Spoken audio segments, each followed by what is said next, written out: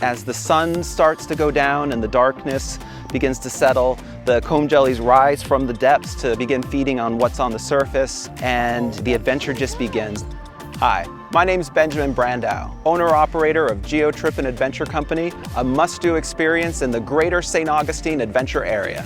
If you want to be guaranteed to see bioluminescence, there are very few places in the world where that can happen. The bioluminescent tour in Guana Lake is a standout activity. The comb jellies are sparkling creatures that we can catch and hold in our hands, and they're amazing.